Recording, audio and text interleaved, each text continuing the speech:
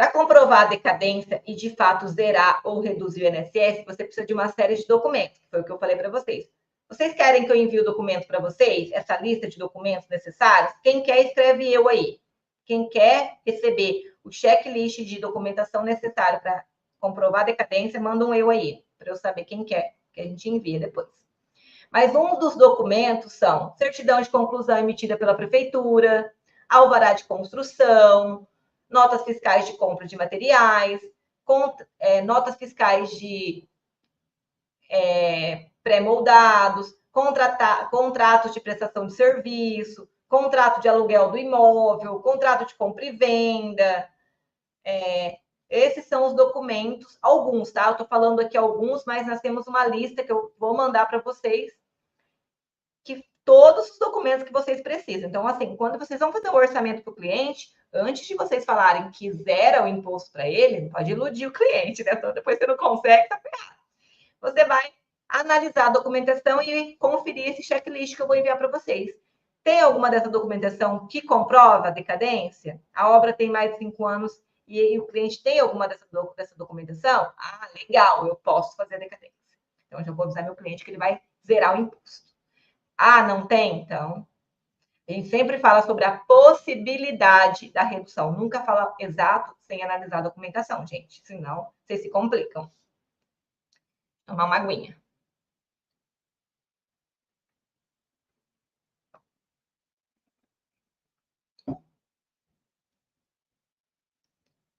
E como que vocês vão fazer esse processo decadencial lá no portal do ECAC? Primeiramente, quem aqui trabalhou já dentro do portal ECAC, já tem certificado digital, já tem uma noção aqui? Manda para mim. Fala. Manda um foguete, manda uma figurinha, um foguetinho aí, para eu saber quem já está fazendo o processo em Receita Federal. Quem já consegue entender sobre o portal ECAC. Manda um foguetinho aí para eu saber. Lá dentro do portal ECAC, é o sistema da Receita, onde a gente faz toda a regularização do cliente.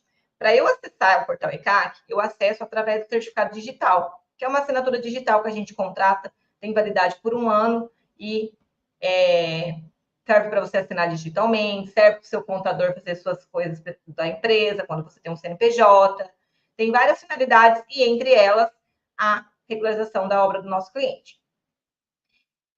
Nesse caso, a gente até esses dias, o sistema da Receita está tendo várias mudanças, mas até esses dias a gente fazia da seguinte maneira: a gente fazia uma procuração eletrônica, mandava para o formato Receita Federal, tá? Mandava para o cliente assinava, reconhecia a firma, mandava para a gente escanear, a gente dentro do portal ECAC, através do meu certificado digital, abria um processo digital e colocava a procuração eletrônica lá dentro. E aí a Receita entendia que essa procuração era o cliente me dando o poder para fazer o processo para ele. Aí liberava o meu acesso. Eu fazia uma alteração de perfil e fazia todo o processo lá dentro. E como que é todo o processo lá dentro? Primeiro passo, CNO da obra. Primeiro passo é abrir o CNO da obra. O CNO da obra, ele é um documento que a Receita fala que ele tem que ser aberto em, no máximo, 30 dias após a abertura, após o início da obra. Porém, ninguém faz isso e eu nunca vi ninguém sendo multado também. Mas a normativa da Receita fala bem claro que tem que fazer lá dentro do portal, tá? Outra coisa, a Yasmin perguntou aqui, dá para fazer só com alvará, sem ABITS? Dá sim, eu ia falar daqui a pouco sobre isso. O ABITS, ele não é obrigatório para fazer Receita Federal, para fazer regularização da Receita Federal. Ele é obrigatório lá no cartório de registro de imóveis. Lá é um dos documentos exigidos. Para a Receita, basta o alvará de construção em mãos e os documentos pessoais, ok? O Jean, no caso da regularização em que o cliente apenas tem noção das datas de início e fim de obra com conclusão, com mais de 5 anos, pode entrar como decadente? Jean, se você não tiver nenhum documento que a normativa exige que comprove, a gente não pode, tá? A gente só pode colocar como decadência quando a gente consegue comprovar.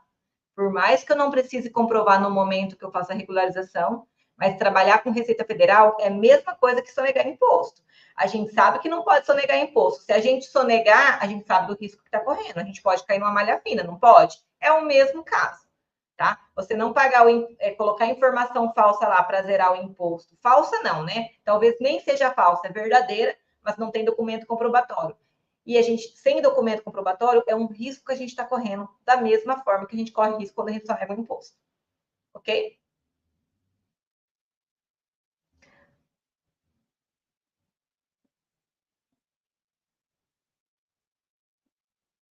Tá, vamos lá, seguimos. Então, o habite ali, ó, o habite não é obrigatório, basta o alvará de construção, por quê? Porque você vai conferir todos os dados, preencher todos os dados com base no alvará de construção e os dados pessoais do cliente, que você precisa ter em mãos também.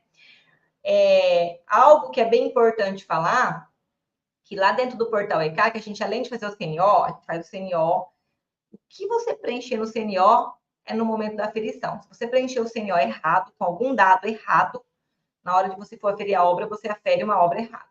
E se você vai lá e faz toda a aferição e emitir o CND com dados errados, depois nós vamos ter um maior trabalho para abrir processo digital para poder corrigir esse erro. Então, Receita Federal é fácil? Fácil. Porém, exige muito, muito, muito cuidado. Nós estamos falando de dinheiro, e dinheiro alto ainda, tá?